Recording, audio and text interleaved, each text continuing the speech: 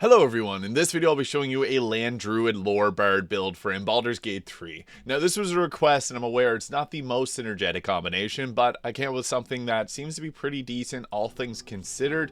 And we're going to start off as the druid. I feel like the druid has a stronger start, so if you're going through leveling, it's going to be a little bit stronger to start with the druid. Now this is because we get the cantrip Shillelagh here, or Shillelagh as some people pronounce it.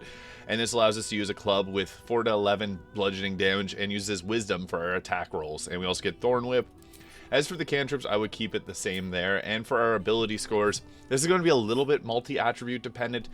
I'll keep the charisma at 12. We're not going to use charisma-based skills too heavily. We're going to lean more so to the wisdom side of things, and I'll be showing you how to make this build strong. And we'll go over to gear at the end of this video. So typically, something like this for stats would be nice. If you do have the dexterity gauntlets, it's actually good to use them for this build since it is multi-attribute dependent. That way you can dump your dexterity and put the rest of it into charisma there. And that way you can get the charisma up to 16 and we can go with something like this for the stats. But start with the other way around if you don't have that. So I'm using the flame blades here. I'll talk a little bit about that later. But yeah, I'll be going through all the leveling here, and we're going to choose the subclass Circle of the Land. This is more of a spellcaster, whereas the Circle of the Moon is more of a wild shape and the best tank in the game. And then the Circle of Spores is more so of a necromancer. So we get our subclass features: wild shape. For cantrips, guidance, not a bad one to have, or produce flame if you have that already. As for our spells, I think it's good to have Healing Word because this is a long-range 18-meter bonus action heal that you can use to pick up your teammates if they go down. Entangle's not a bad concentration, but there's some other concentration I'd probably rather have. Now, I'm a really big fan of Create or Destroy Water because we can get Cone of Cold later on, which will deal 128 damage max with the Create Water setup, so that's pretty powerful for an area of effect spell. I also really like to have Thunder Wave just for the pushback, and Thunder damage is alright, but the pushback is huge there. Ice Knife is a pretty good damage option early on. You can take Long Strider, but we're going to take that with the Bard itself. So Entangle or Fog Cloud, whatever the two you prefer. I think that Fog Cloud kind of works for the team a little bit better, so we'll take that for our level 2 spell.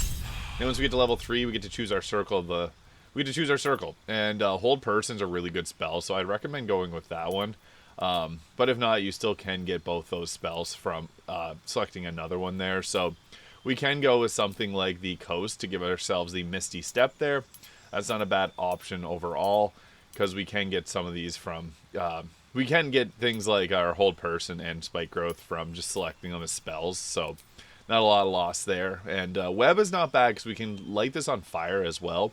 And having Misty Step is super powerful for survivability, so we'll take the Underdark there. And then we'll equip ourselves with the Spike Growth and Hold Person. These are 2 concentrations, so we don't want to have too many concentrations set up. Moonbeam is actually interesting because we can be using Sanctuary and have Moonbeam go off and not break Sanctuary. So if you're a Cleric, you can go that route. We'll take Produce Flame, and as for our spell, Flaming Spear can be an okay concentration if you want to have another summon. But even like Heat Metal's not a bad one because it'll cause them to drop their can cause them to drop weapons, and it gives disadvantage on attack rolls, which is really nice. Flame Blade, however, is pretty powerful. I'm using a Flame Blade there. You can make it a permanent Flame Blade. I got a guide on how to do that. You can check out my channel for a little quick tutorial on how. Now, ideally, we'll take the Hag's Hair to take this up to 18, and then we can use our first ability improvement to take it up to 20. So let's pretend, because I used it on a different stat for this character.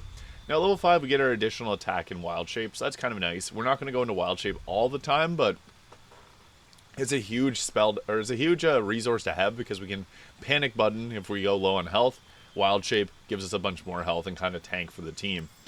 Now, the next Circle of the Land that we can select is actually kind of interesting because some of the spells we aren't going to get else how.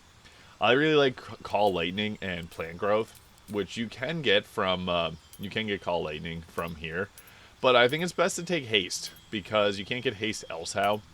And another option also is Lightning Bolt here, because this gives us a pretty powerful spell for damage that we can also double with Create Water, and hits in a straight line. So go with the Mountain or go with Arctic. Haste is such a good spell, but I always have a Sorcerer on my team that can twin this to itself and someone else. So I'm going to go with the Lightning Bolt, and we also get Grand Fly, which is not like an amazing spell, but not a bad one all the same. And we can also take Call Lightning and Plant Growth, because those are pretty powerful spells overall. So, yeah, we'll go with the Mountain for our level 5 Druid, and Lightning Bolt is quite powerful. So, next we get the ability to not be slowed down by difficult terrain, so we can walk into our Spike Growth. And then we also get the Owlbear. Now, I was thinking about switching into the Lord Bard here and getting 6 levels of the Lord Bard and then taking Hunger of Hadar and taking the Spirit Guardians as the level 6 Lord Bard spells. But I was thinking that's not actually that powerful in the grand scheme of things. I was crunching the numbers and trying it out, and I do think it's actually best for us to continue a little bit further into the Druid. So we get the Wild Shape Owlbear here, which is very tanky. But if you do want to take 6 levels, you can stop here and then take Spirit Guardians and Hunger of Hadar with the Lore Bard. So I guess I'm giving you 2 builds for the price of 1. And for our next leveled spell, I think it's good to take Sleet Storm to stop concentration, make Ice Surface. Not like the most useful spell, we'll be using everything else. Another nice thing about Plant Growth, so this will quarter movement speeds, and it doesn't require concentration, so we can slap that down outside of combat, and we're good to go. Now at level 7, we get ourselves, the reason I wanted to go to level 7 with the Druid is because we get the Woodland Being, which is a really good summon. Now for our circle, we can get a free Conjure Minor Elemental and get an Ice Storm there, but we can get those from other ways and we can select them there. So I typically prefer to go with the spells that we're not going to get else how. So most of these are ones that we can get, but there is, like, for example, we can't, I guess we do get the Wall of Fire there, so we don't get Blight, however, so that could be an option there if you want to get, I guess we do get Blight, my bad. Maybe, yeah, this one might be the level that we all get similar ones. I guess Confusion is the only one there that we don't normally get, so you can go with the Coast, get Freedom of Movement, but you can have someone that can cast this on everyone. I think Confusion's a pretty good crowd control area of effect spell that we can go with, so I really like the Confusion, but you can go with the Arctic if you want to get a free Minor Elemental and Ice Storm, but I don't think we're that hurting for spell preparation slots.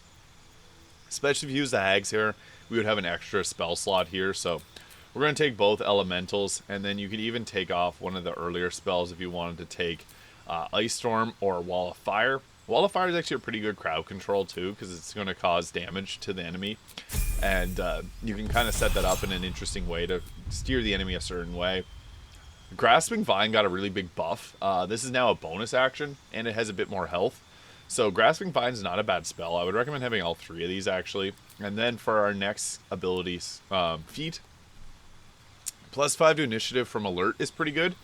We can also go with, it's tough. I guess Warcaster is an option for a Reaction Shock and Grasp, and advantage on saving throws to hold concentration, because we do have a lot of concentration. So you can take that if you don't have the Constitution Amulet. But for the purpose of this, I have it equipped. And yeah, because of that, we can probably go with like an ability improvement and take the Wisdom up or your Charisma up. Charisma would be more so for like making your face of the party a little bit more effective. So you can skip out on that if you wanted to go for something different. You could even take like heavy armor if you wanted to, because we get medium armor from the Druid. But yeah, it's tricky. I think that maybe an ability improvement score. If you didn't use the Hags here, take the Wisdom up to 20. I don't like having an odd point here, but we'll just pretend the Hag's here or something. And then take the Charisma up a little bit further. Now, level 9, this is, I think, where we're going to cap it off, because we get Cone of Cold here. This is a really good spell, and we don't... There's other options that we could take, but you can see there all the different selections. I think Cone of Cold being the best. 8d8 of cold damage can be doubled. We can hit 128 damage with this if Create Water set up in a large area of effect. Cone of Cold is extremely good. And for the rest of our spells, Conjure Element. This is like an essential. And Insect Plague's not bad for, I guess, another crowd control option. Especially in Act 3 if you have... There's a dagger that you can get that'll apply vulnerability to piercing damage, so this would go upwards of 80 damage. And then there's also an armor that will give vulnerability to piercing damage within 3 meters. So Insect Plague's not bad because it does deal that piercing damage. So we'll go with something like this for our prepared spells. And then you can take this level 10, but we won't be able to get the Lore Bard because this gives us the improved Wild Shape attacks, which is not super useful compared to getting the Lore Bard. However, you can take it. Now, we're going to go with, I guess, Lore Bard here. Vicious Mockery is just an amazing spell. Mage Hand's good too, because you can get it to throw potions or water bottles to set up vulnerability to cold damage. And we get to choose our spells here, so we have a lot of overlap, but take Dissonant Whispers, frighten a creature they'll have disadvantage on ability checks and attack rolls and they cannot move. If you have the Resonant Stone, this doubles the damage as well. Tasha's Hideous Laughter, concentration. Heroism's good in dialogue, but alternatively, if you want a little bit extra utility, you can go with something like Disguise Self. We already get Speak with Animals, so I don't know why it's saying we have Longstrider, but we'll take Longstrider there, and yeah, the Bard itself has a lot of crowd control and concentration spells. This is what got difficult, because Hunger of Hadar and Spirit Guardians, which I both said that you could take at level 6 Bard, require concentration. So this requires a lot of concentrations. But we get Song of Rest at level 2. This is nice. We'll take Heroism there for our next spell. And then for our final level, we're going to be obviously selecting the College of Lore. As for the spells, you can go with like Cloud of Daggers. Detect Thoughts is not bad either. Invisibility can give you the ability to turn invisible. See Invisibility is not bad too. Silence if you want to shut down enemy casters. Knock can open up locks if you have no lock picker on your team. Wouldn't fully recommend that or Phantasmal Force, but I guess if you want, you can go with those options. I'm going to go with Silence. All within our silence and immune to thunder, and you can, I guess it's a concentration. Actually, no, we'll go Invisibility. That's another good spell. And we're going to take the College of Lore, which will give us the Cutting Words, so that's quite nice.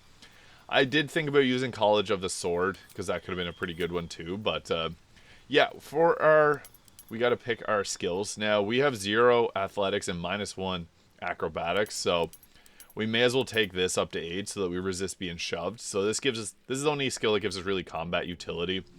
And we get to pick some more spells. So Persuasion's actually a really good one to take as well, because there's going to be so many options, especially as a good aligned character that you're going to want to persuade. If you're evil aligned, you can take like Intimidation or Deception. And then sort of, I guess, Perception, Insight. You're really free to pick whatever you want. Stealth's not a bad one either, so we'll go with a little bit of Stealth. And yeah, the College of Lore, so we get all the benefits of that. Only 3 levels of the Bard, but I do think that this gives it the most powerful, like this is probably the most powerful version of this, because we're going to get a nice 25 armor class. Now I'm using 2 Scimitar's here, so these do scale off. If you make them permanent, check out my channel for a guide on how to make a permanent Flame Blade. This will scale off of strength, but otherwise, going with something like the Blade of the First Blood and then wearing maybe a shield is not a bad option. If you got the proficiency there to be able to equip a shield. So that would take our armor class up to 28, giving us a pretty tanky build. I'm also using the Helm of Baldur and Gloves of Dexterity to get that armor class up there. And then the Ring of Protection and the Evasive Shoes there to give us a +1 armor class, +1 acrobatics. And Cloak of Protection. Armor of Agility adds our full Dexterity modifier to armor class, +2 saving throws. Amulet of Greater Health gives us 23 Constitution and advantage. And we can go with something like the Crypt Lord Ring to give us another summon with a Create Undead level 6 spell. That's pretty solid. And then our typical way of going about combat, we want to always have our Woodland Being in, because the Dryad can actually summon in, if I can switch to them, they can actually summon in their Fallen Lover, so you can pop that in. Also, they give us the resistance to poison damage, which is nice. That's a little bonus that you get from having them around. And they can hold the concentration on Spike Growth, so we don't have to actually use Spike Growth. They can do it. I would highly recommend doing it that way. We also aren't restrained by difficult terrain, and can't be restrained or paralyzed with the Nature Step, so the nice little benefit from the Dryad. And the Woodwoad has 2 different entanglements that you can go with a strength save. So we also got a healing there. And I would recommend summoning in the Minor Elemental Ice methods, because whenever you summon them in, there's 2 of them, and their attacks are going to be doubled with your Create Water. So if you come in, they got their Death Burst, up to 48 damage. Pretty nice.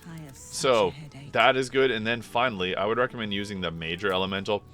You can go with the Water Myrmidon, but even just the Water Elemental is really good, because when you summon him in, he can go ahead and just go in and attack, and this will create water and deal cold damage. So you just go and slam, and that's going to make that area wet. So you can literally get the wet application on all the enemies, and then he can also deal cold damage with his attacks. Winter's Breath, upwards to 48 damage that he can set up vulnerability on. So that's really good, and he can warp around. That's one thing a lot of people said that sucks with elementals is they don't have good movement. They actually do. You can Misty Step them around with a bonus action, so they're pretty powerful. Now, you're going to want to not use your Spike Growth unless super necessary. The Dryad will be doing that for you. And we got lots of great spells for damage, like Lightning Bolt, Call Lightning. If you're running low on spell slots, use Call Lightning. Our wild shape forms are like a last ditch resort if you need like extra health. I would recommend having a concentration up before you do that though, like setting down like a wall of fire. So if you pop down wall of fire, that's not the best placement, or just for example. And then you can go into your wild bear form. Please don't walk into it, Scratch. Then you get yourself 78 temporary health times 2, because we get 2 of these. That gives us a lot of survivability, and it allows you to tank for your team when you're mostly a spellcaster. Oh, someone walked into the fire. So there it is. That is a Lore Bard mixed with the Land Druid in Baldur's Gate 3. If you found this video useful, please hit the subscribe button below, and I'll see you all in the next video.